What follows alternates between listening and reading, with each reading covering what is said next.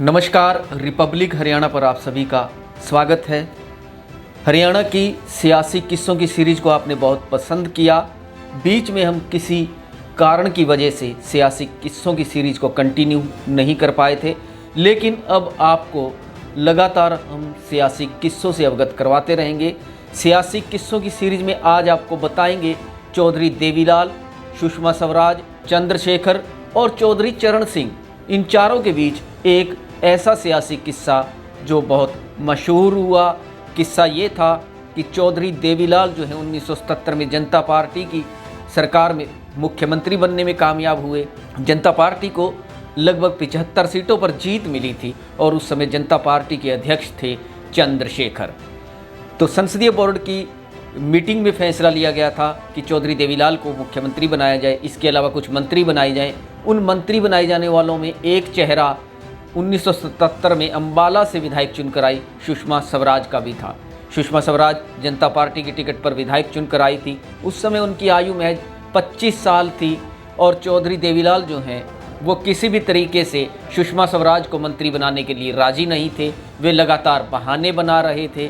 खैर, उन्होंने चौधरी देवीलाल ने जो है सुषमा स्वराज को मंत्री बना दिया, लेकिन क्योंकि वो सुषमा स्वराज को मंत्री बनाना नहीं चाह रहे थे और दबाव के आगे आकर उन्होंने मंत्री बनाया। ऐसे में एक बार फरीदाबाद की एक सार्वजनिक सभा में उन्होंने सुषमा स्वराज को सस्पेंड करने के आदेश जारी कर दिए, यानी कि उन्होंने मंत्री पद से उन्हें निकालने की घोषणा कर दी। जैसे ही समाचार एजेंसियों के जरिए जनता पार्टी के तत्कालीन अध्यक्ष चंद्रशेखर को इस बात की जानकारी मिली तो उन्होंने तुरंत देवीलाल को फ़ोन किया और उन्होंने उन्हें इस बात के लिए थोड़ा सा तल्ख अंदाज में उनसे पूछा कि आखिर उन्होंने सुषमा स्वराज को क्यों हटाया है।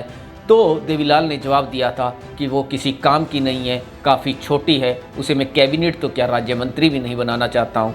इस पर चंद्रशेखर ने भी जवाब दिया कि वे पार्टी के अध्यक्ष हैं और अगर आपने सुषमा स्वराज को मंत्री नहीं बनाया तो चीफ मिनिस्टर आप भी नहीं रहने वाले हैं। देवीलाल को चंद्रशेखर से इस तरह की संवाद की उम्मीद नहीं थी। ऐसे में देवीलाल भागे भागे दिल्ली दरबार में पहुंचे और चौधरी चरण सिंह से मिले। चौधरी चरण सिंह ने देवीलाल की पूरी बात सुनने के बाद चंद्रशेखर को फ़ोन मिलाया और जब चंद्रशेखर से उन्होंने पूछा कि आखिर आपने देवीलाल को चीफ मिनिस्टर पद से हटाने की बात क्यों कही, इस पर चौधरी चरण सिंह ने विस्तार से उनको जानकारी दी। उन्होंने बताया कि चौधरी देवीलाल ने किस तरीके से एक सार्वजनिक सभा में अपनी मंत्री को बर्खास्त कर दिया। तब चरण सिंह ने चंद्रशेखर से भी जानकारी ली। क्या उन्होंने इस बारे में आपसे जानकारी ली थी या आपसे अनुमति ली थी? तो इस पर चंद्रशेखर ने जवाब दिया नहीं। और दूसरी बात, जब उन्होंने पूछा कि क्या इस सिलसिले में चौधरी देवीलाल ने सुषमा स्वराज को बर्खास्त करने के मामले में गवर्नर को भी कोई चिट्ठी लिखी या नहीं, इस पर चंद्रशेखर ने जवाब दिया कि उन्होंने शायद राज्यपाल से भी कोई अनुमति नहीं ली और उन्हें भी चिट्ठी नहीं लिखी। इस पूरी वार्ता के बाद चरण सिंह भी देवीलाल पर गुस्सा हो गए। आखिर में देवीलाल को जो है चंद्रशेखर और चरण सिंह के दबाव के आगे झुकना पड़ा और उनको सुषमा स्वराज को फिर से अपने कैबिनेट में शामिल करना पड़ा। इस किस्से को विस्तार से आज हम आपको इस वीडियो के जरिए बताएंगे। इस किस्से को खुद चंद्रशेखर ने जीवन जैसे जिया अपनी पुस्तक में जिक्र किया है। साल 1977 में हरियाणा में जनता पार्टी की लहर थी। 77 के चुनाव में जनता पार्टी ने 75 सीटों पर जीत दर्ज की। कांग्रेस को केवल 3 सीटों पर जीत मिली थी। जनता पार्टी ने चौधरी देवीलाल को मुख्यमंत्री बनाया। इसके साथ ही जनता पार्टी के संसदीय बोर्ड ने सुषमा स्वराज को कैबिनेट मंत्री बनाने का फैसला किया, पर चौधरी देवीलाल एक तरफ से सुषमा स्वराज को मंत्री बनाने के लिए राजी नहीं थे। वे बहाने बना रहे थे। उन्होंने सुषमा जी को कैबिनेट मंत्री की शपथ नहीं दिलवाई। कहते थे राज्य मंत्री बन जाओ। एक दिन मधु लीमिये के साथ सुषमा स्वराज आई। उनको भय था कि देवीलाल शपथ नहीं दिलवाएंगे। ऐसे में इस सारे प्रकरण के बीच चौधरी चरण सिंह कूद गए। अपनी पुस्तक जीवन जैसा जिया में खुद चंद्रशेखर लिखते हैं, सुषमा स्वराज को कैबिनेट मंत्री बनाना जनता पार्टी संसदीय बोर्ड का फैसला है। चरण सिंह ने देवीलाल से बात की। देवीलाल कहने लगे, उनसे कहिए राज्य मंत्री की शपथ ले लें। उन्हें उस पर आपत्ति थी। इस पर चरण सिंह ने देवीलाल से स्पष्ट कहा कि यह संसदीय बोर्ड का फैसला है जिस पर मैंने हस्ताक्षर किए हैं, आपको उसका आदर करना चाहिए। चौधरी देवीलाल ने सवालिया अंदाज में कहा, मंत्री पद की शपथ कैसे दिलवा दे, ये बहुत छोटी है, पर उन्होंने सुषमा जी को शपथ दिलवा दी। सुषमा जी की देवीलाल जी से ज्यादा दिन तक नहीं निभ सकी। 2-3 दिनों बाद ही फिर मधु लियमी के साथ आई। कहने लगी कि मुख्यमंत्री मुझे बर्खास्त करने वाले हैं, मेरा इस्तीफा ले लीजिए, नहीं तो बेइज्जती होगी। इस पर चरण सिंह ने कहा, ऐसा कैसे होगा, बिना पूछे वे ऐसा नहीं कर सकते। अगर आशंका है तो मधु को त्याग पत्र दे देना। सुषमा स्वराज के जाने के थोड़ी देर बाद ही एजेंसियों से खबर आई कि हरियाणा के मुख्यमंत्री ने अपने एक मंत्री को फरीदाबाद के मर्चेंट चैम्बर ऑफ कॉमर्स की सभा में बर्खास्त कर दिया। चौधरी देवीलाल के कदम से चंद्रशेखर बहुत हैरान थे। चंद्रशेखर ने देवीलाल से बात की। मैंने कहा कि खबर आई है, आपने सुषमा स्वराज को बर्खास्त कर दिया। देवीलाल कहने लगे, वो किसी काम की नहीं है, कोई काम नहीं करती, परेशानी पैदा करती है। चरण सिंह ने कहा कि आप सुषमा को कैबिनेट में वापस लें। देवीलाल ने सुषमा स्वराज को वापस लेने से इनकार कर दिया और कहा कि वे मंत्री नहीं रह सकती। देवीलाल के इस बयान से चंद्रशेखर का भी पारा चढ़ गया। उन्होंने देवीलाल से कहा कि चौधरी साहब, अगर आपने सुषमा स्वराज को वापस नहीं लिया तो आप चीफ मिनिस्टर नहीं रह सकते।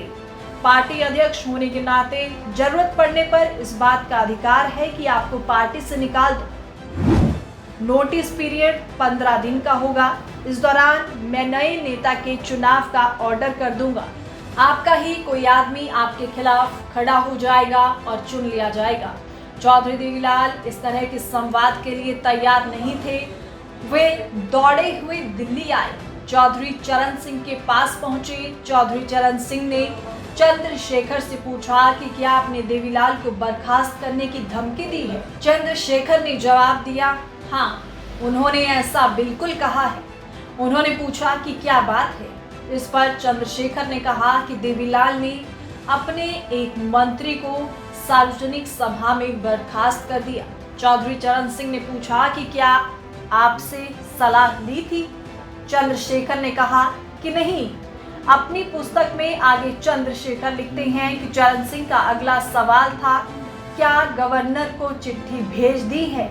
इस पर चंद्रशेखर ने उन्हें बताया कि जहां तक मेरी जानकारी है उन्होंने राज्यपाल से भी बात नहीं की। मैंने उन्हें ये भी बताया कि मुख्यमंत्री ने अपने मंत्री को फरीदाबाद की मर्चेंट चैम्बर ऑफ कॉमर्स की मीटिंग में बर्खास्त किया है।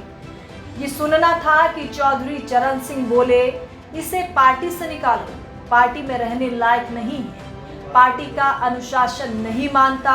चौधरी देवीलाल थोड़ी देर बाद चंद्रशेखर के यहाँ आए। उनकी भाषा बदली हुई थी।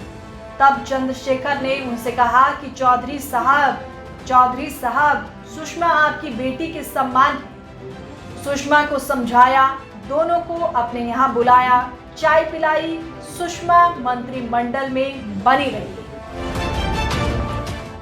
तो आप देख सकते हैं कि 25 साल की एक युवा नेत्री कैसे पहली बार विधायक बनी, और विधायक बनने के बाद क्योंकि वो जनसंघ की एक चहेती नेत्री थी, इसलिए सुषमा स्वराज को जनता पार्टी की ओर से देवीलाल की सरकार में कैबिनेट मंत्री बनाया गया। आपने देखा और जाना कि किस तरीके से चौधरी देवीलाल जो हैं वो नहीं चाहते थे कि सुषमा स्वराज उनकी कैबिनेट में मंत्री बने, इसीलिए उन्होंने बहाने भी बनाए और उन्हें मंत्री बनाए जाने के मामले को लटका कर भी रखा, और फिर जब मंत्री बना दिया तो उसके कुछ समय बाद उन्हें सस्पेंड भी कर दिया, बर्खास्त भी कर दिया। हालांकि बाद में चरण सिंह की ओर से दिखाए गए तलख तेवरों के बाद चौधरी देवीलाल ने कहा कि सुषमा स्वराज उनकी बेटी की तरह हैं और वे उनके मंत्रिमंडल में रहेंगी, बरकरार रहेंगी। तो सियासी किस्सों की सीरीज में कल फिर मिलेंगे किसी एक और नए सियासी किस्से के साथ। अगर आपके पास भी कोई हरियाणा की राजनीति का दिलचस्प और रोचक किस्सा है तो हमारे साथ शेयर कीजिए। अगर आप ये वीडियो फेसबुक के जरिए देख रहे हैं तो हमारे पेज रिपब्लिक हरियाणा को फॉलो करें, बेल आइकन को ज़रूर दबाएं ताकि लेटेस्ट वीडियो की नोटिफिकेशन आप तक जरूर पहुंच जाए। और अगर आपने हमारे चैनल रिपब्लिक हरियाणा को अभी तक सब्सक्राइब नहीं किया है तो हमारे चैनल रिपब्लिक हरियाणा को सब्सक्राइब जरूर करें। और अगर आपकी कोई राय है तो वो कमेंट के माध्यम से हमें ज़रूर दें। आप देखते रहिए रिपब्लिक हरियाणा।